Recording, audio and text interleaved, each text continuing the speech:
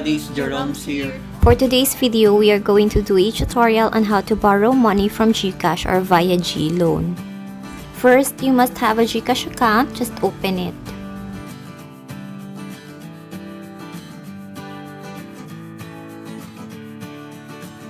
As you can see, our money is only 7.58 pesos.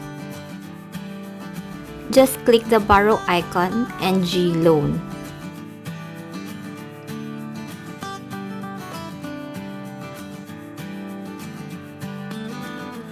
It will show here the amount you can borrow, interest, and processing fee. Just click Get Started.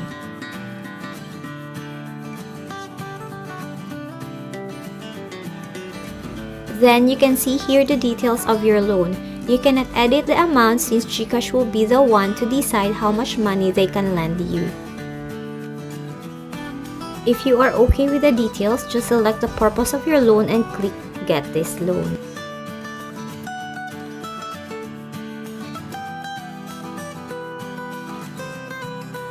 After that, you need to review your personal informations. All details are automatic, but you can still update if there is something wrong. Just click the user profile, but if everything is okay, just click Next. Then you need to provide your other personal details. Just fill out the boxes. If everything is okay, just click Next. After that, you will be redirected here. Just review all the details of your loan, and if everything is correct, tick the small box on the left side and click Submit. Then it will show here the details of your loan, the total amount that you are going to pay including the fees and duration. If you agree, just check the two boxes on the left and click Continue.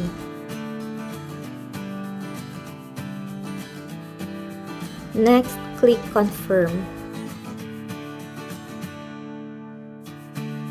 Then they will send you an OTP, just input it here and click Submit.